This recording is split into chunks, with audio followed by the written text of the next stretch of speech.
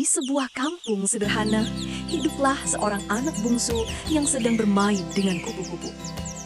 Saudara-saudaranya selalu menganggap si bungsu ini lemah dan tak berguna. Si bungsu sering duduk sendiri menatap hutan dengan rasa ingin tahu yang besar.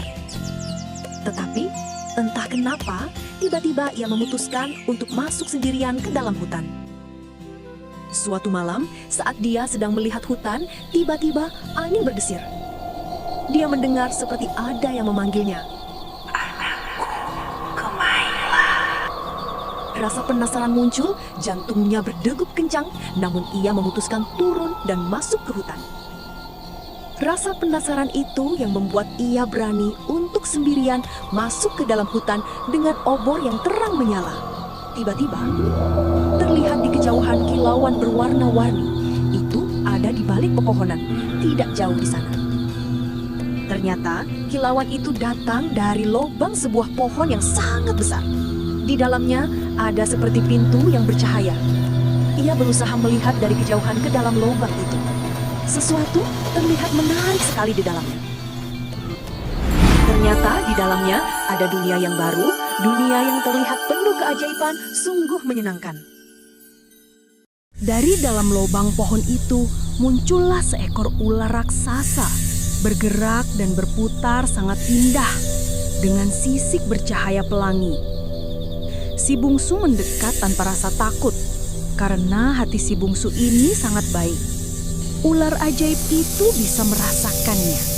Ular turun ke bawah, melihat anak itu dan seakan berbicara sesuatu, dia terdiam sejenak lalu masuk ke dalam lubang itu. Tiba-tiba dari dalam lubang mengalir cairan bercahaya kebiruan, sangat indah. Air itu meluap hingga kaki anak ini. Sekarang kedua kaki itu sudah di dalam air kebiruan itu. Air itu bercahaya dan bergetar. Kemudian si bungsu dengan berani berjalan masuk ke dalam lubang itu dan dia melihat sebuah lorong yang tertutup oleh air terjun yang tebal sekali. Air itu mengalir deras. Di mana ular itu ya? Pikir anak ini. Muncul kepala ular itu di dalam air terjun, seakan memberikan kepastian arah dan keberanian buat anak itu. Kemudian ular itu berbalik arah, memberi isyarat untuk anak itu tetap maju dan melewatinya. Ia memutuskan terus berjalan, meski tubuhnya gemetar. Ia tetap harus menuju ke depan. Harus. Sampailah ia di depan air terjun itu, dan tangannya diangkat menyentuhnya. Sekarang, waktunya dia pindah dari tempat lamanya, masuk ke dunia yang penuh keindahan. Segalanya terang. Tidak ada yang bisa dilihat. Di mana aku? Mataku, aduh, silau sekali. Di mana aku ini? Tempat apa ini? Sungguh amat indah. Di sini luar biasa. Aku suka sekali di sini.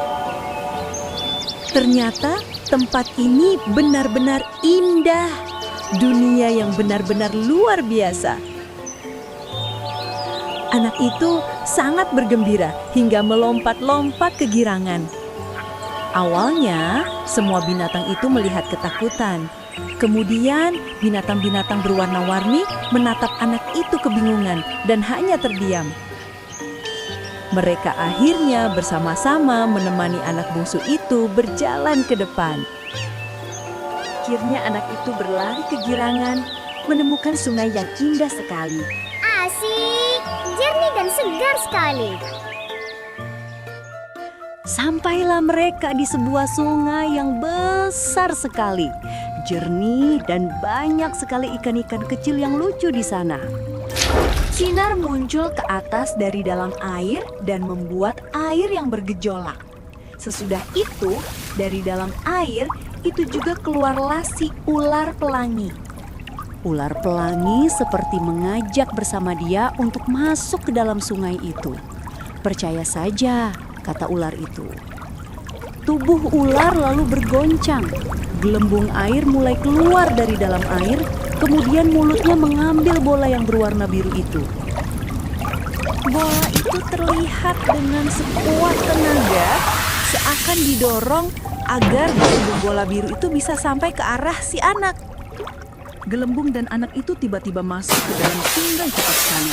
menimbulkan percikan air yang sangat tinggi. Anak itu dibawa masuk sampai ke dalam air. Di sana banyak batuan berwarna-warni dan semuanya bercahaya. Hingga sampai ke dasar sungai, di sana dia melihat ular itu melingkar dekat pada batu kristal biru, seakan menanti anak ini datang padanya. Kemudian ular itu bergetar hebat, lalu kristal biru itu memancarkan sinar ke arah anak itu.